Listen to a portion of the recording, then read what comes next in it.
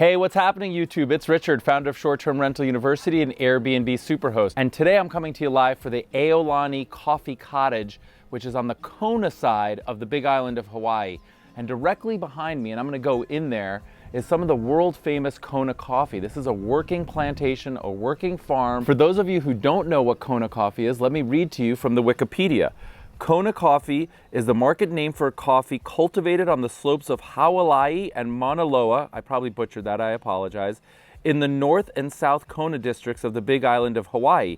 It is one of the most expensive coffees in the world. Only coffee from the Kona districts can be described as Kona. The weather of sunny mornings, cloud or rain in the afternoon, little wind, and mild nights combined with porous, mineral-rich volcanic soil create favorable growing conditions for coffee.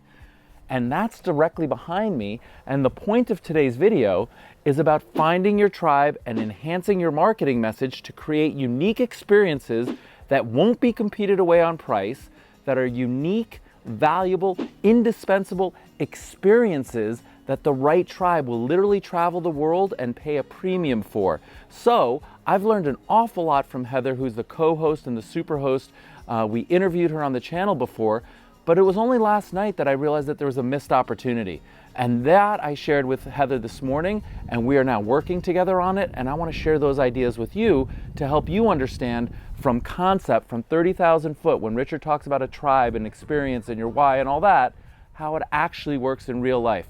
So give me a second while I go down into the fields of the world famous Kona coffee. Yes! All right, friends, so here I am standing directly in front of coffee trees. I grew up in Costa Rica, which is also another very famous coffee region, and I'm a big coffee lover. Now, I'm not such a huge coffee lover that I would travel the world visiting destinations for coffee, but believe you me, there are people that do that and would do that and would love to do that and would love to pay a premium to stay on these volcanic soils and the sunny coast of Kona and be in a working, active coffee farm. And so for those people, the marketing of this place, while it's fantastic, and I've learned an awful lot from Heather, isn't quite enough of the experience. And so instead I recommend something like stay in an active Kona coffee plantation with ocean views. You can see the ocean directly behind me. You can see the coffee trees here. It's absolutely gorgeous. I'm going to share with you right now. In fact, Erica, hand me the camera, sweetie. Here we go. We're going to take a little tour of this coffee plantation. And these are the kind of photos and videos that for the right tribe are indispensable. These are really, really exciting. This is like their hobby. This is their love. And we can share it with them. And instead of it being just an afterthought or trying to attract the general population who happen to come to Kona, happen to be staying here, there's so much more value in getting the right people here who are going to love it and appreciate and respect it and give 5-star reviews and grow your business and give testimonials and take photos on Instagram and tag you and tag it all, right? So if you start to think about the value of having the right people here and the right message and it being repeated by the guests and the hosts and other people who stay here and their friends and family, it's indispensable, right? It's that network effect. It's where social media really shines. And so we can take advantage of that as opposed to it being an afterthought or a nice to have with the listing. Let's put that front and center. So here I am actually in this working plantation, and you can see there's actually like coffee beans right here. I mean, how gorgeous, right? And so I would include photos of the coffee beans and the plants and the different stages and the different seasons and highlight for people what happens in the month of, October, November, the seasons, when the picking is happening, the harvest.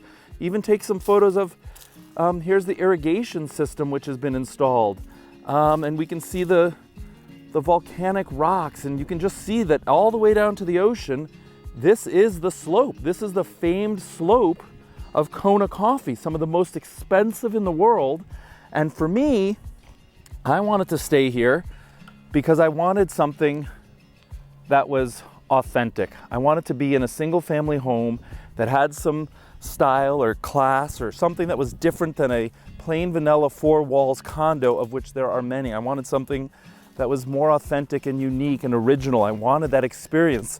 I wasn't searching for coffee, even though I'm a coffee lover, But if you'd asked me to describe what would be ideal, I would say something with an ocean view, something with a lot of greenery and lush vegetation and jungle landscape. I wouldn't have said coffee, but it's because I wasn't coming to Kona for the coffee. I wasn't coming to the Big Island for the coffee. I was coming to the Big Island for the manta ray dive, which Erica and I did, and it was spectacular. But I was looking for something unique in the lodging as well. Came across this place. It's been spectacular. I absolutely recommend it. The Aolani Coffee Cottage. The main house has been featured in the Airbnb magazine, so like they're doing a lot of things really well. But even when you're doing things really well, sometimes you're too close to it and you miss the opportunity. And so when I spoke with Heather about rebranding this and changing the marketing message and the headline and the thumbnail to incorporate the Kona coffee, the light bulb went off. She's like, oh my gosh, you're so right. And so she has a couple of photos, and they do call it the coffee cottage. But that's not nearly enough to attract the right tribe. We have to highlight it. We have to make it prominent. We have to make it front and center. We have to pepper in the right headlines, the right photos, the right imagery, the copy changes to include all of the different things that happen on the coffee plantation. All of a sudden, she could go from having really high occupancy, which she does because the place is so amazing and charming and desirable, to having even greater occupancy at even greater premiums, higher profitability, because she's attracting the right tribe. And it's going to just continue to escalate as social media does its thing, and positive reviews and coffee lovers from around the world start to incorporate this in like their life and their own blogs and their own photos and so on. So I'd love to hear from you. What do you think about the marketing idea to go away from just calling it the coffee cottage and having a pretty, beautifully well done listing, to having something that's specific to attract a tribe of coffee lovers from all around the world to the most historic Kona coastside, showing the volcanic rock, showing the slopeside, showing the ocean? Do you understand how that would make a lot more sense and likely far more profit? I'd love to hear your comments below. Do me a favor, like the video, and in the comments below, tell me if that makes sense and how you can incorporate similar technique and strategy in your listing to attract the right tribe, get a premium, have more success, more 5-star reviews, and at a minimum, friends, subscribe to the channel. Boy, is it hot out here in the sunny Kona coast. I apologize for any sweating, but I really wanted to get this message to you before Eric and I head to the airport. We're flying to attend Miami Live. We've got dozens of entrepreneurs eager and excited, and I can't wait. So yes, subscribe to the channel, friends. We'll see you soon. See you in Miami. Bye. Friends, I hope you found this video helpful. YouTube has been such a blessing for me because it's allowed me to educate and inspire hundreds of thousands of short-term rental hosts just like you. If you haven't noticed, I have hundreds of videos on my YouTube channel teaching Airbnb hosts a plethora of do's and don'ts. But when you're just starting out, it can be extremely overwhelming. You're probably thinking, what exactly do I do? Or like, where do I start? Well, if that's the case, I have a shortcut for you, and it's a sweet deal. For a very limited time, I'm giving away free access to an exclusive training video where I teach you the most important part of running any Airbnb business, no matter how big or small. The things you'll learn in this training are not available on my YouTube channel. In fact, it's a critical segment of my flagship course that sells for over $2,000. So if you want exclusive access to this training today, so you can block out the noise and get clear on what's the most important for you in your Airbnb business, then click on the button on this video or visit str.university/training. Again, that's str.university/training. Remember, this is a part of my flagship $2,000 course, and it won't be available for much longer. Simply click the button below to claim it for free right now.